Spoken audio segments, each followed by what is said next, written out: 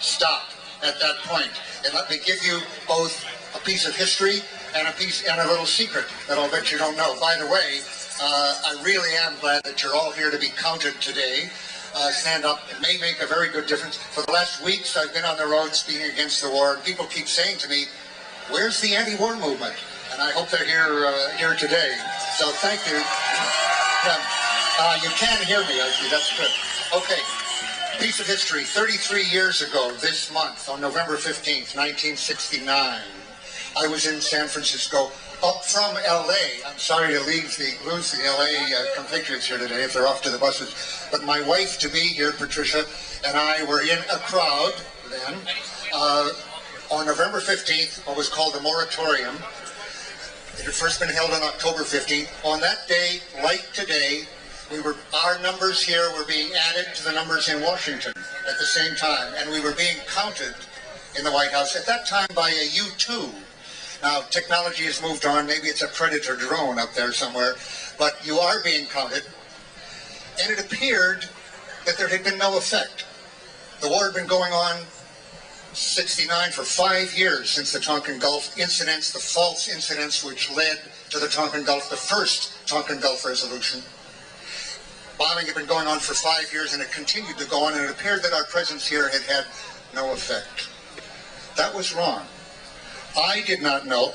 Actually, at that time, I was 10 days away on November 5th or so. I had given the Pentagon Papers, the first 1,000 pages of it, to Senator Fulbright, including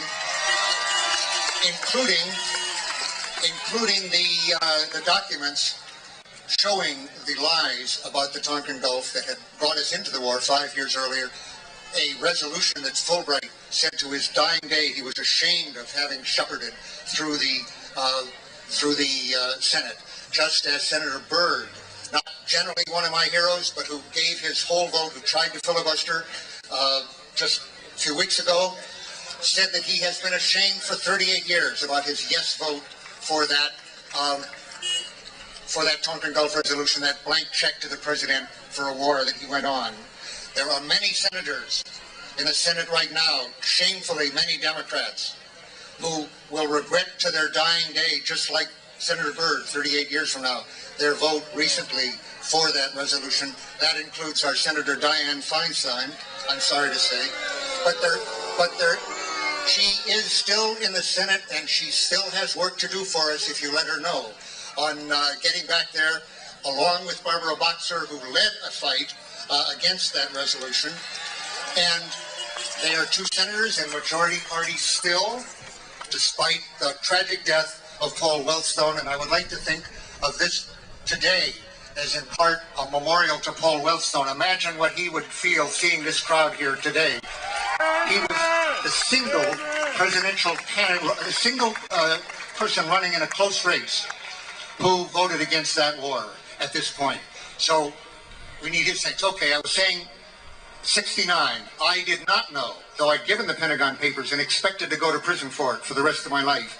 They did not come out then. Senator Fulbright didn't choose to bring them out at that time, so people in this crowd didn't know my name. But I'll bet there were people here today who are 32 or 34 and over who were in that demonstration. As 1-year-old, as 4 months old, there was a lot of strollers, there were babies on backpacks and whatnot, and your parents and you were being counted to the following effect.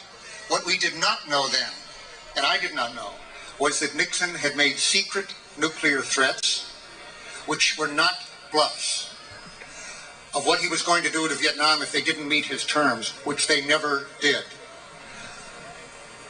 This year, 33 years later, you can look on the National Security Archive site, NS Archive. They have documents that came out this year, after 33 years, that Strategic Air Command was on secret alert during that period as we stood here demonstrating to back up those secret threats. And the threats were not carried out because you and your parents and everybody else were here. It was not the right time to start a nuclear war. And we can have that effect again.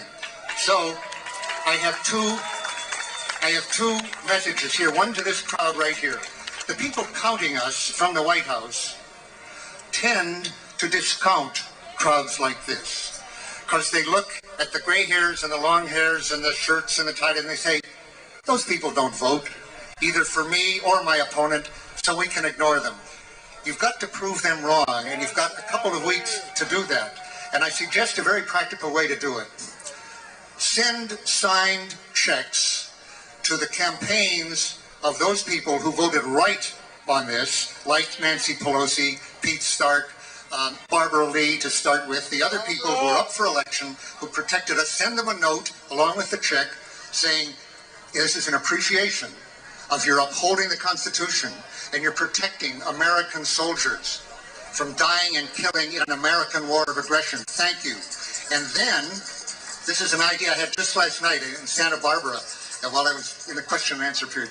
And I said, then photocopy those checks and the notes and send them to Dianne Feinstein. The photocopies.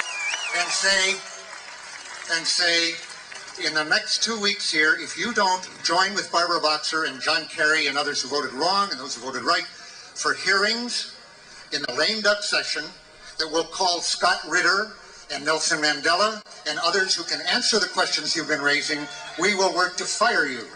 And finally, I hope the media will convey this message from me to people who are sitting in my old desk in the Pentagon and similar desks in the Pentagon, many of whom, it's clear, know just as I knew then that their president is lying, that this war was wrong, like as that war was wrong and hopeless.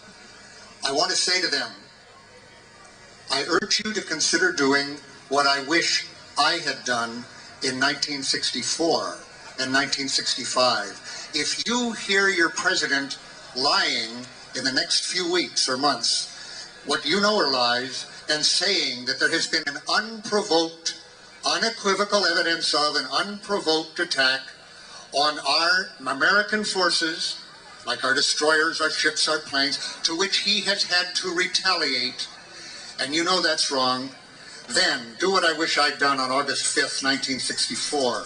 Go to Congress and the press and tell the truth with documents. You will lose your job. You'll lose your clearance. You'll lose your career. You might go to prison. And you could save countless human lives, American and others. So thank you in advance for that.